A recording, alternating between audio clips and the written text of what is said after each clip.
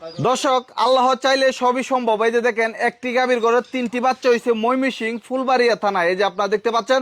ভাই আসসালামু আলাইকুম। ওয়ালাইকুম আসসালাম। তো ভাই একটু সামনে আসেন তো আপনি।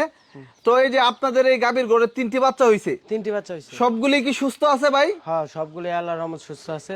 সবগুলি সুস্থ আছে? হ্যাঁ, সবগুলি সুস্থ আছে। তো এই যে কিভাবে পরিচর্যা করেন এই যে 3টা বাচ্চা? তো আপনারা কি ভাবছেন যে এই 3টা বাচ্চা হবে? এটা না আল্লাহর জিনিস, না ভাবতাছি যে রাইখা দেবো কিংবা এটা না হওয়ার কথাই তো।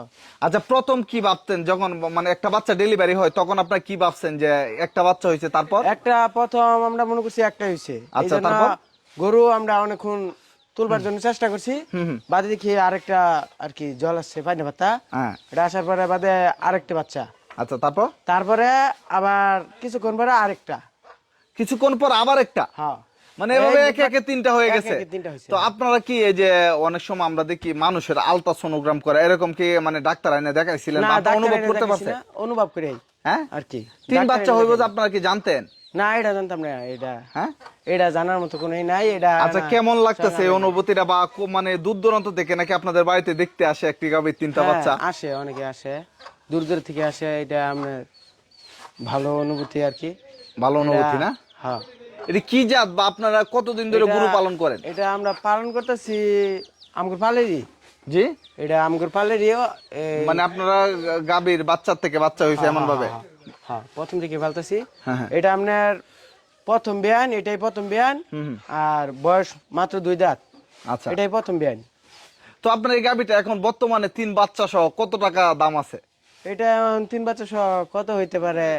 এটা আপনার 3 লাখ কি আরো বেশি হইতে পারে। বেশি হইতে পারে, যেহেতু এটা একটা ভাগ্যবান গরু। হ্যাঁ, আরো বেশি হতে পারে। 3টা বাচ্চা, বাচ্চাগুলি কি বকনা না ষাঁড়? বাচ্চা তিনটাই ষাঁড়।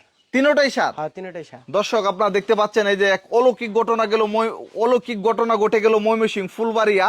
এই যে দেখতে পাচ্ছেন, একটি গাভীর ঘরে 3টি বাচ্চা হয়েছে। কৃষক মানে অনেক খুশি। তো আপনার পরিবারে কে কে আছে একটু বলেন তো? আমার পরিবারে আমার বাবা আছে, মা আছে, হ্যাঁ, বোন আছে, ভাই আছে। আর মানে গাভী পালন করার পাশাপাশি কি কাজ করেন? গাভী পালন করার পাশাপাশি ক্ষেত বাদে ধোয়ানি এবং কৃষি কাজ করা হয়, বাদে এমনি আর কি, এমনি আর কিছু নেই, কৃষি কাজ আর ব্যবসা। আচ্ছা, এই যে একটা বাচ্চা হলে মানে যে পরিমাণ দুধ লাগতো, 3টা বাচ্চার তো দুধ বেশি লাগে। মানে 3টা বাচ্চা দুধ লাগে বেশি, তারপর আমরা ফানান যা। তারপরও মানে 3 বাচ্চা খাবার খায়ও, তারপর দুধ আপনার বিক্রি করে? তারপরে দুধ বিক্রি করি। কত লিটার দুধ বিক্রি করেন দুধ ভাই? আপনার 3 বাচ্চা সহ খাওয়াই হাইরাও আপনার 10টা 11টা আর কি। বাচ্চাগুলি কি পরিপূর্ণ দুধ পায়? হ্যাঁ, পরিপূর্ণ দুধ পায়। পরিপূর্ণ না হলে কি স্বাস্থ্য হইতো? আচ্ছা, দর্শক দেখেন, মানে গাভীটা আসলে খুবই ভালো। মানে প্রথম মানে বাচ্চা দিছে, প্রথমই 3 বাচ্চা দিছে। 3টা বাচ্চা দুধ পরিপূর্ণভাবে খায়, তারপরও 10 লিটারের মতো দুধ বিক্রি করে। তো আসলে আপনাদের খামারে আর কয়টা গরু আছে? আমাদের খামারে আরো 5টা গরু আছে। এরকম জাতেরই? হ্যাঁ, এরকম জাতির বলতে একটা ছোট গরু আর এমনি 4টা বড় গরু আছে।